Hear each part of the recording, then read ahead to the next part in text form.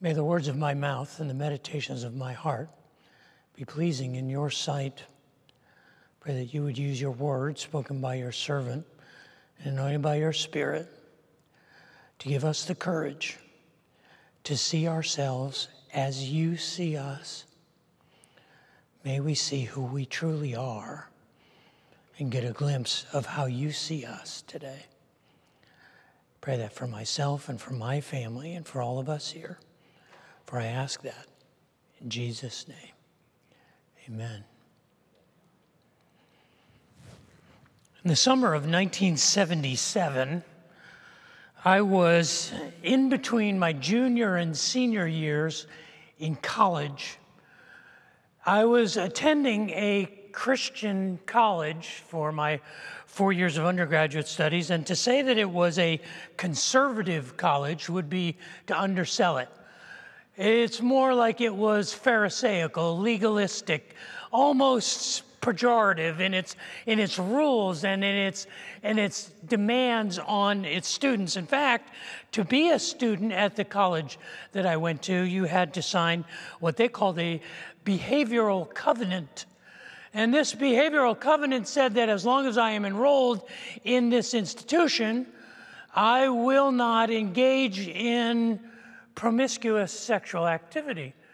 I will not drink alcohol or use illegal drugs. It went so far as to say that I would also not do evil things such as use playing cards.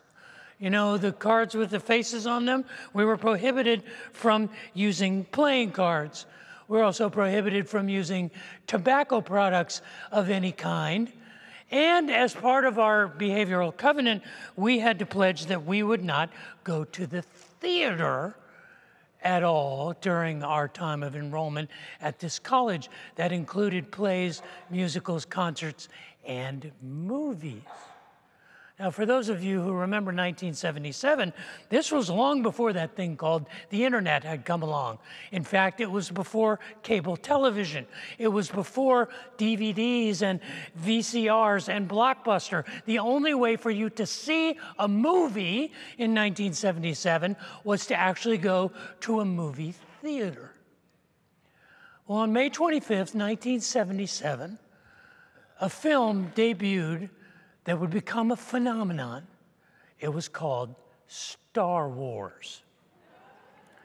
Now, I was on my summer break during the year, during that summer, and I came back to a soccer training camp that fall, early, late in August, and I had found that all of my teammates had gone to see the movie Star Wars, to which I self-righteously I said, "You heathen, how dare you?"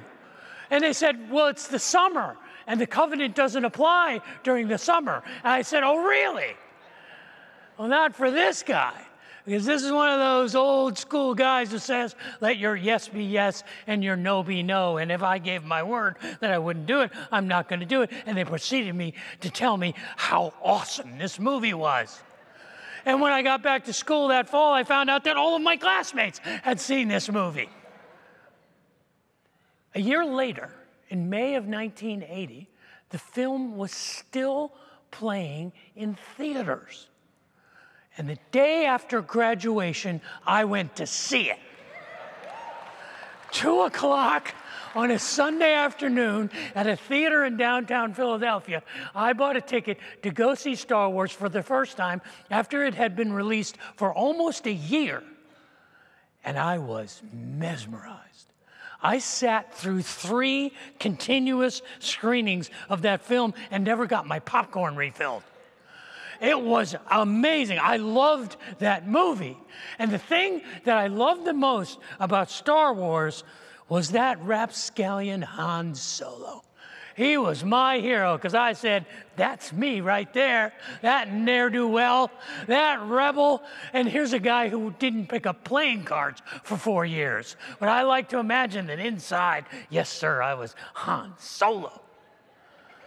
And I was heartbroken at the end of the movie. And I realized, if I'm spoiling this for you now, at this point in human history, you got to catch up, man. At the end of the first movie, The enemy, called the Empire, is about to destroy the planet of the rebels with what's called a Death Star.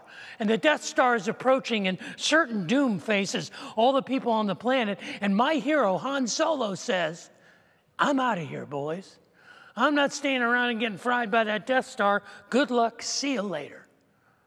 And so he leaves it just to the young Jedi, Luke Skywalker, to save the day, to destroy the Death Star. And in the climactic scene of the first movie, he's attacking the Death Star. And as he's about to make this 1,000,000-to-1 shot to destroy the Death Star, the arch enemy of the rebellion, the head of the evil empire, Darth Vader, is chasing him in a spaceship, and he literally says, I have you now, young Skywalker. And he's about to destroy Skywalker and the hopes of the rebellion, when suddenly, unexpectedly, out of nowhere, Han Solo swoops in, and he shoots the Darth Vader ship, saves the day. Luke Skywalker goes in, blows up the Death Star, the rebellion continues, the planet is saved, and Han Solo and his walking throwrug named Chewbacca are the heroes of the day.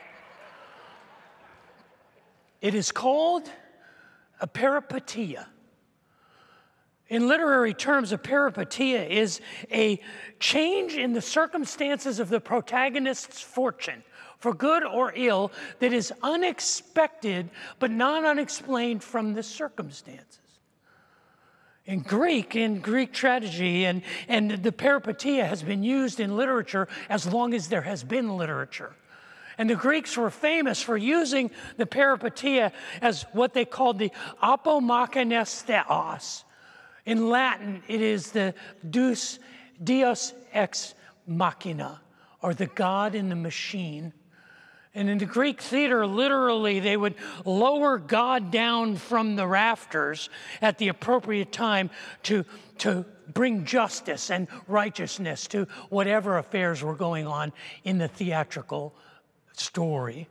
This plot twist, this unexpected change of events, is as common in literature as literature itself.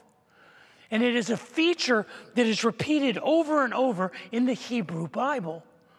From the very beginning, there are plot twists one after another, whether it's the story of a 90-year-old Abraham and an 80-year-old Sarah who give birth to a son for the first time, or the offering of that son Isaac on an altar, and unexpectedly God provides a ram caught in the thicket. Or it's the story of Moses and the calling of the 10 plagues and the parting of the Red Sea and the conversation with the burning bush. Or the people of Israel marching into the land of Israel, into the promised land, through the parting of the Jordan River, or the falling of the walls of Jericho, or Shadrach, Meshach, and Abednego tossed into the fiery furnace and surviving, or Daniel in the lion's den. The Bible is filled with plot twists.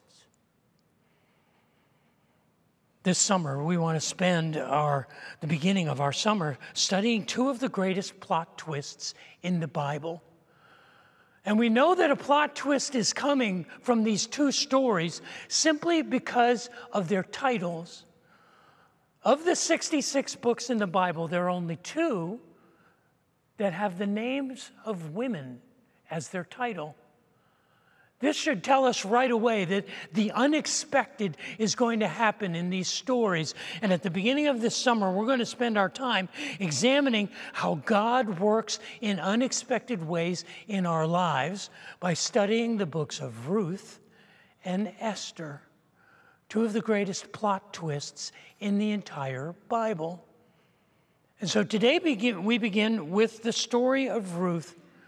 A story of just when you think it can't get any worse, it does.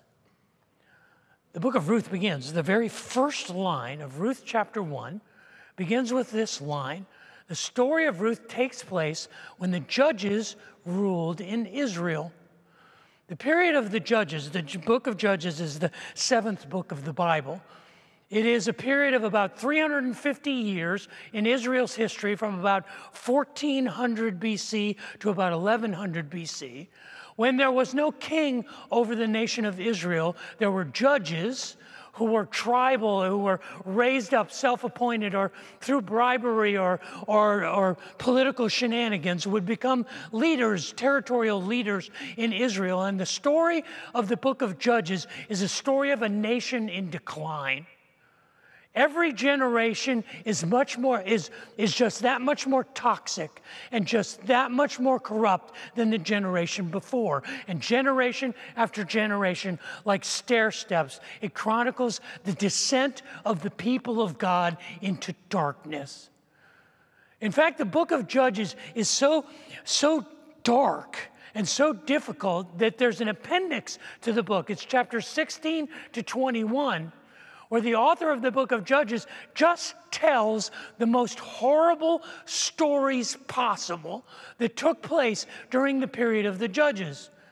Judges chapter 19 is a chapter of the Bible I would not recommend you read to your children.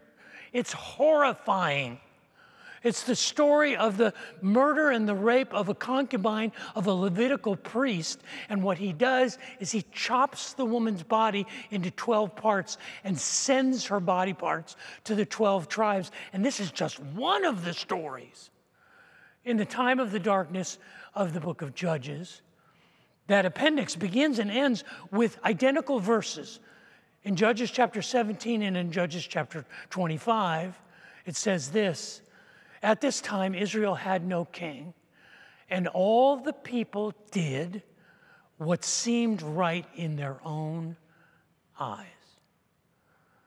This was the time of the story of Ruth. These were dark times. These were bad times. But just when you think it can't get any worse, in Ruth chapter 1, verse 1, it gets worse. Not only was this the time of the Judges, it was a time of severe famine. Not a run-of-the-mill famine, a severe famine. We don't know what famine is. We barely know what it is to be hungry. Well, you know what a severe famine is? That means people were literally starving to death. That means that tribes and towns and villages had eaten all of the crops that they could possibly grow. And they had eaten all of the animals who were edible to eat, including their house pets and the rats and the squirrels and the raccoons. There was literally nothing to eat, and parents watched their children die of starvation. These were the days of severe famine. And it tells us that during this time there was a man, and he had a wife and 2 sons, and they lived in the city of Bethlehem, which is ironic because in Hebrew, the word Bethlehem, it means city of bread.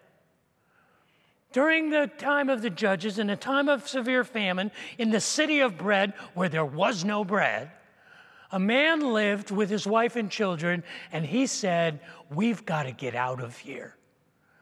And it says that they left Judah in Bethlehem, went across around the north part of the Dead Sea to the eastern shore of the Dead Sea to the land of Moab. The land of Moab was the nation that were the descendants of Lot. And there are a lot of puns about Lot that I'm not going to use right here that I could say that's a lot of people who lived in Moab, but I'm not going to talk about the descendants of Lot. You remember Lot from the story of Sodom and Gomorrah. His wife was turned into a pillar of salt. Let's just say that the descendants of Lot in Moab were distant cousins of the Israelites, but they were never invited to their parties. And this man and his wife and his family and his 2 sons went to live in Moab. And it tells us that the man's name was Elimelech. Elimelech means Elohim, God is king, Melech. And his wife's name was Naomi, and Naomi means pleasant. So the man whose king is God and the woman named Pleasant took their sons. Mahlon means sickly, and Kilian means difficult. Their 2 sons, sickly and difficult. And they moved to Moab, and they settled there. During the time of the Judges, during the time of the severe famine, the family had to literally flee as refugees, flee for their lives to this God-forsaken country of Moab. And then it tells us in verse 3, we've only gotten through the 3rd verse of the story. It tells us that Elimelech dies. Just when you think it couldn't get any worse, it does. You know what that is? You know what it is to be in a place in your life where when you thought you had hit bottom, there was another level? When you thought it could not go from bad to worse than this, and it does? Have you ever been there? Our temptation is when we are in a place like that, it's like, what do I do? What do I do? But that's the wrong question to ask. When we find ourselves in that place where our life has gone from bad to worse, it's time to get selfish. What do I mean by that? I mean, it's time to understand who you really are. Before you know what to do, you have to understand who you really are. The question isn't, what should I do? The question is, who am I really? What am I really made of? It's a time to get selfish, to get outside of ourselves and evaluate ourselves and say, what am I really made of? What is going on inside of me? To take stock of the last refuge of your resources, yourself. And so I want to look at Ruth chapter 1, not from a historical point of view, not from a theological or exegetical point of view. I want to look at Ruth chapter 1 from a psychological point of view. And suggest that the three main characters in Ruth chapter 1, a woman named Orpah, and a woman named Ruth, and a woman named Naomi, are for us the reflections of who we are. Because we all have an Orpah part, and we all have a Ruth part, and we all have a Naomi part. Orpah was the wife of a Moabite, the wife of either Mahlon or Chilion, and Orpah's name means stubborn. And her name is Orpah, not Oprah. Oprah is a misspelling of Orpah. But that Orpah part of us is that part of us that's committed. It's that part of us that's loyal. It's that part of us that hangs on when everything inside of us says we should give up and let go. And it's interesting that Orpah is the one in the story who doesn't go back to Bethlehem with Naomi. And you say, well, if this Orpah part is the part of us that holds on, well, it's also the part of us that stays safe. It's the part of us that stays still, that stays put. You see, in the story, in verse 14, it says that Naomi told Ruth and Orpah to stay in Moab.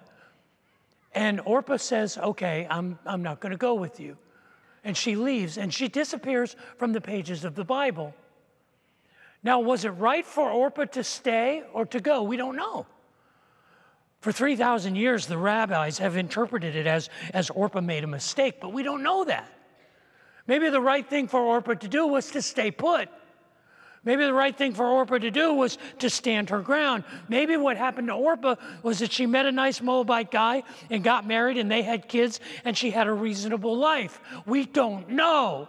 We just know in that moment she decided to stay. But that's the thing psychologically about the parts of us, about the part that causes us to be confident and to be resilient and to be committed and to stay put and to stay safe. There's also a dark side. There's a dangerous side to Orpah, to the part of us that's Orpah, and that's the part of us that's afraid. It says, I can't change because I'm anxious, because I'm fearful, because of the uncertainty of the future. And what we have to do is we have to listen to that part. Why is it that I want to stay? Is it because I'm afraid to go or because it's right to stay? And while we may not know which is the right decision, we have to listen to that part of us that is committed, that part of us that wants to stay safe. And realize that, is it being triggered by our anxiety? Is it being triggered by our fear? Is it being triggered by our doubt? Or is it being triggered because the right thing to do is to stand firm? We don't know whether Orpah was right or wrong to have stayed. We just know that she did. And all of us have an Orpah part. All of us have a part of us that wants to see things through, that wants to stay committed, that wants to stay loyal, that wants to stay safe. But we also have a Ruth part. We have a Ruth part. Ruth is the hero of the story. What Ruth does in the first chapter of Ruth is really remarkable. In Ruth chapter 1, it tells us that Naomi said to Orpah and Ruth, "You should go."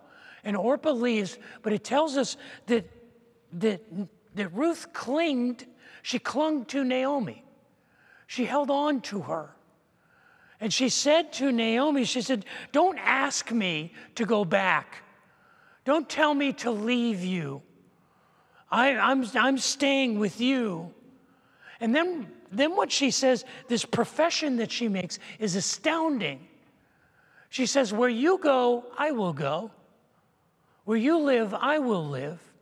Your people will be my people, and your God, the God of the Hebrews, your God will be my God. And where you die, I will die, and I will be buried there. And may your God, the God of the Hebrews, punish me ever so severely if anything separates you and me besides death." And it's a remarkable expression of selfless sacrifice. See, that Ruth part of us is that part of us that prioritizes the needs of others. It's that part of us that serves sacrificially. It's that selfless part that says, I find significance and I find meaning in the things that I do for other people. But there's a dark side to the Ruth part. The dark side to the Ruth part is that you lose yourself. You think you have no value. It's only the people that you serve that have value. You become invisible. You wind up saying, my only value is in my sacrifice. And so you actually develop a sense of self-loathing that I have nothing of my own. All that I have is what I can give and what I can serve. Have you ever known anybody like that? It is the vulnerability of every young mother, that she pours herself so relentlessly into her children that she loses track of who she is. And while Ruth is the hero of the story, because Ruth operates with this sacrificial selflessness, when we look at our lives and we say, am I doing that? Am I doing that because I'm called to do that, to make the lives of others better? Or am I doing that because I really don't think I have anything else to offer? We have to step outside of ourselves and say, okay, why is this part of me operating in this relationship? Why am I really doing this? Why am I feeling these things? When we are at the end of our rope, when we are at the place where it has gotten worse and we're not sure it can get any worse, the thing to do is to examine ourselves, to get selfish. Because we all have an Orpah part, and we all have a Ruth part, and we all have a Naomi part. The Naomi part is interesting because the Naomi part is the part of us that's decisive. It's an action-oriented. The Naomi part is the part of us that gets stuff done. The Naomi part is the part that evaluates the landscape and says, well, this over this, and weighs the options and considers things carefully. The Naomi part is decisive and confident. And this is how Naomi was. It tells us at the beginning, right there at the early part of the book of Ruth, that Naomi heard, after living in Moab for probably 2 decades, that God had blessed the people back in Bethlehem and they had food. And she heard the rumor of food in Bethlehem and she says, we're gone. We're out. We go. Here we go. Let's go. Pack up your stuff. I haven't been there in 20 years, but I'm going back because I'm not staying here. That part of us, that Naomi part of us, is a part that's decisive and intentional and efficient. But there's a dark side to that part. It's filled with self-doubt, and it lacks confidence, but it continues anyway. It's interesting that in the conversation in the book of Ruth, it tells us that Naomi tells her Orpah and Ruth 2 times that they should leave. The first time she tells them, you should go because I'm too old to have a son. And if you come with me back to Bethlehem, you are pagan Gentile widows. You are worthless. You are worse than street trash.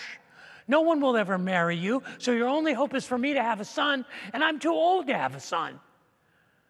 And then a second time she says, even if I could have a son today, would you wait? Would you wait the 16 or 17 or 18 years till that son is grown? Would you pass up every other opportunity waiting, even if I had a son right now, even if it were possible? No, don't waste your lives. But we know that Naomi is saying that in a passive-aggressive way. Because the dark side of that decisive and determined and confident person is this shadow side that is passive-aggressive and filled with self-doubt. The way I like to picture it is Naomi is saying, go away, go back to Moab. You don't want to come with me. You really don't. Don't come. Don't stay with me. Have you ever seen anyone do that? They represent almost the opposite of what they really feel. Passive-aggressive behavior is the dark side of this confidence, because you have to put up the front. You have to let people think that you know. It's not okay for you to say, I'm not sure, I don't know. Because that lack of confidence was gnawing at Naomi. How do we know that? Because of what she says to Orpah and Ruth. She says, it is more bitter for me than for you. It's more bitter for me than for you. Can you believe that? She says to these 2 young widows, you think you have it bad? I have it worse. I'm not only a widow, I also buried 2 sons. You don't even know pain.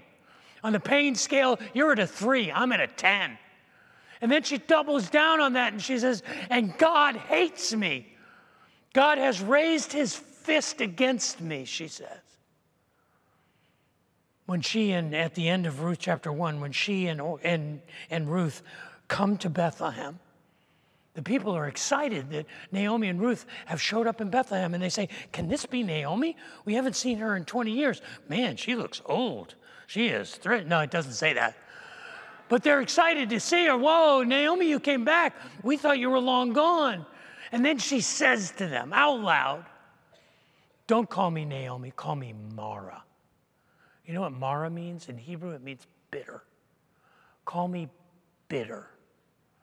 Because I left this place full, and I'm returning empty with this worthless street trash of a daughter-in-law named Ruth. That's all I've got. See, this is the dark side of that confident, self-assured person who can't allow themselves to have doubt, who because of that projection of their certainty can't admit that they might be wrong. When we come to the end of ourselves, when we come to the end of our rope, when we fall to the place where we're certain we have hit bottom, the question isn't what do we do? The question is, who are we really? And that means we have to get selfish. That means we have to look at ourselves through the lens outside of ourselves. We have to step out and evaluate ourselves. We have to get selfish, as in we have to get selfish. We have to know what we're really made of. You know what a tetrahedron is? A tetrahedron is a 4-sided triangle. Say a 4-sided triangle. Well, it's what Plato called one of the 5 perfect solids. If you take 4 triangles and you stack them together, identical triangles, you'll create a tetrahedron. Each side is exactly the same length as the other sides, and each point is exactly the same distance from every other point. Well, there's a tetrahedron that goes on with us because we are not we are not one-dimensional beings. We are three-dimensional beings. And we are able to stand outside of ourselves and see ourselves as God sees us. And so when we are at the end of our rope, when we have come to the end of ourselves, we look at ourselves and we say, who am I really? Well, who you are really is who God sees you to be. Who we really are is what does God say about you? That you are priceless, that you are worth dying for, that I am always for you and never against you. I know you better than you know yourselves. In psychological terms, this is our true self. This is who God says that we are, and we evaluate our Orpah part and our Ruth part and our Naomi part and all of those parts, that those actions and those choices and those feelings that we have from an outside perspective. You say, Dave, that doesn't sound really biblical. It sounds really kind of heretical to tell people that when it gets dark, get selfish. Well, I would challenge you to listen to Jesus. There are a number of times, there's a half a dozen times in the Gospels where people ask Jesus, what is the greatest commandment in the law? And he answers them the same way every time. He says, love the Lord your God with all your heart, your soul, and your mind. And love your neighbor how? As you love yourself. Before you get busy, get selfish. Before you decide what to do, make sure you know who you are. And who you are is who God says you are. There's a part of us that is made up of our faith, a part of us that is made up of our hope, and a part of us that is made up of our love. This is who we are in totality. Next week, we come to Ruth chapter 2. And Ruth chapter 2 is okay. So if I evaluate who I am and I understand why I feel the things I feel and I do the things I do, then what do I do? What's my next step? Literally, how do I get out of my own way to move forward? That's Ruth chapter 2. And we have a hint. We have a clue as to what's coming. And what's coming is the unexpected. It's the last verse of Ruth chapter 1. At the end of verse 22, it says they showed up in Bethlehem, or Ruth and Naomi showed up in Bethlehem just at the beginning of the barley harvest. The unexpected is coming. See, God is a God of the unexpected. The Bible is filled with unexpected stories. The greatest plot twist in the biblical story is the resurrection. It is the ultimate peripedia. Life from death, light from darkness. When all hope was lost, the stone was rolled away and the Savior rose from the dead. This is the ultimate plot twist. And this is our story. In 1980, Diane and I had been married, and we had moved from Pennsylvania to Dallas, and we were both in graduate school, and I was free from the law. I was no longer under the law. In fact, as a graduate student, I thought it would be academic of me to start smoking a pipe.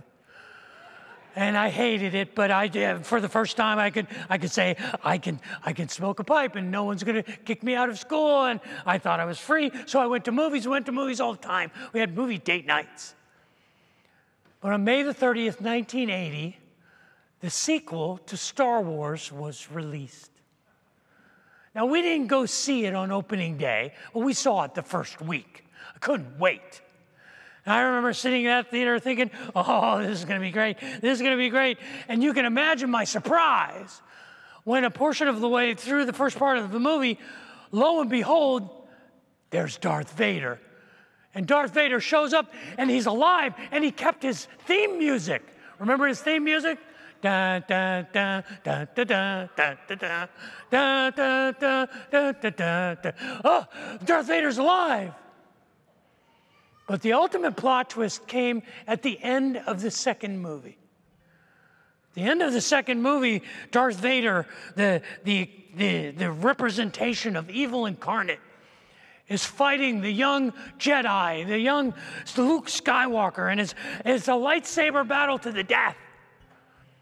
And Darth Vader is winning the battle. And he says to young Luke, a number of times he says, Luke, come to the dark side. Come to the dark side, Luke. And finally, in the penultimate moment of the second movie, Luke says to Darth Vader, no, you killed my father.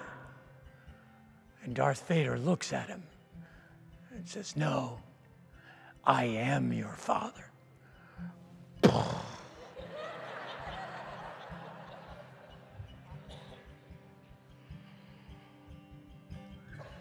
I'm confident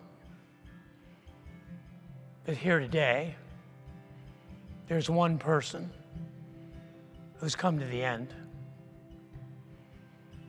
There's one person